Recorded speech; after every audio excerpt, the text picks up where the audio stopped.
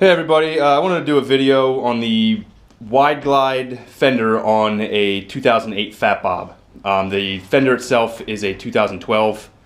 Saw a lot of videos on YouTube, but of the actual conversion itself already done, but none on the how to do it. So I figured I already did it. It was pretty straightforward, so I figured I'd give you guys a little help if you need it.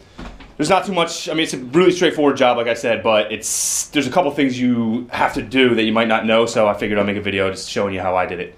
So first you're going to do is take off your seat, just to get into this compartment right here. Yeah, you're going to have to disconnect your battery, and I took out this casing as well. It's just held in by 3 Torx 40 screws, 2 up top, and then 1 right here, okay?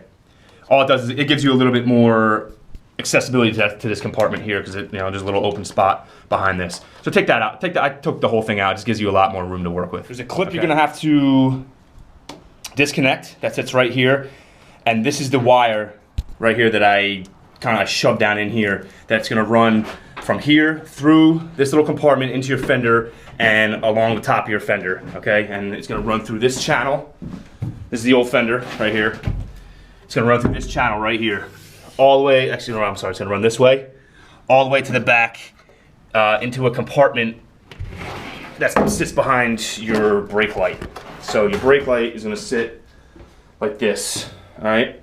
So once you get that unclipped underneath there, you're gonna come to the back of your fender and remove your brake light. Mind you, this is still gonna be mounted, all right? Because what you're gonna have to do is disconnect all these little, there's gonna be, see if I can get some light on this. There's gonna be a little switchboard sitting right here, a little circuit board. And your brake light, 2 turn signals, and the wire that runs from that little compartment on your seat is gonna clip into it, all right?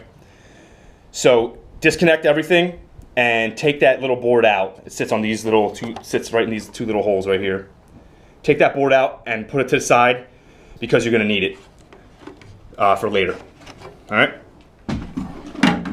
So once you have all that done, you're gonna get into actually removing the fender, which I'll get into now. Okay, once you have everything disconnected, you're gonna jack up your bike because you're gonna have to remove your shocks to get your old fender support covers off, which look like this. These are the old ones, okay? So once you jack your bike up, get it nice and high, you're gonna remove your shocks. This is a 19mm nut down here, up here. And this is a 8mm hex down here on both sides. On the left side, you're gonna have, there's a nut that sits on the back, so you're gonna have to get a, believe it was a, what was it? Yeah, it was a 19mm nut, or wrench, I'm sorry, 19mm wrench to sit on it while you remove this, okay? So, once you get those off, be very careful when you take off your shocks because your tire is going to drop when it's lifted up. The whole reason you got to take them off anyway, but what this does is if you get it up high enough, it's going to give you a lot of clearance to get underneath here because you got to remove some bolts back here that hold in your turn signals, all right? So at this point, your shocks are off, your tire's down. You're going to start removing the two nuts on each side, or 2 bolts on each side, one here and one here. And they are a 7/32? No, which one was it? I'm sorry. 7/32, right here. Hex. All right, and that'll fit. I can show you. These are the old ones. You're only gonna need 2 of them. You only need to hold on to 2 of them because you can reuse them. All right, so that's right here, and that's gonna sit here and here. And then your turn signals are going to be a 5/16 bolt, which you're going to need a half-inch socket to get it off. All right. So when you get that off, you're going to obviously what you're going to do is you're going to take off your old covers and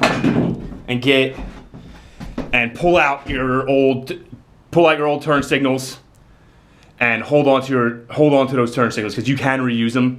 You just got to get a little bit of different hardware for them for these new standoffs. Okay, it really helps if you have someone someone there with you to hold the fender as you take it off, because it will drop. The only other thing you're gonna have to do is there's gonna be like 2 little brackets back here that look like this that hold the fender into your, into your support over here. It looks like this. So you might have to use a screwdriver just to pry it off, because it does seize on sometimes. So that's the only thing you really gotta look out for, but it's pretty simple. Like I said, just watch and make sure it doesn't like slam down too hard. Just so, you don't wanna, unless if you wanna try and sell it later or whatever. Once you get it off, once you get the fender off, you're gonna cut this wire channel right here.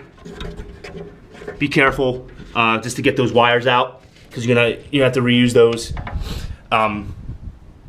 But you can't reuse that wiring channel, so you're gonna have to go out and get some more of that, which it's not super expensive, but just make sure you get the stuff with the adhesive back on it. All right, and then we'll go inside and we're gonna start soldering and extending the wiring.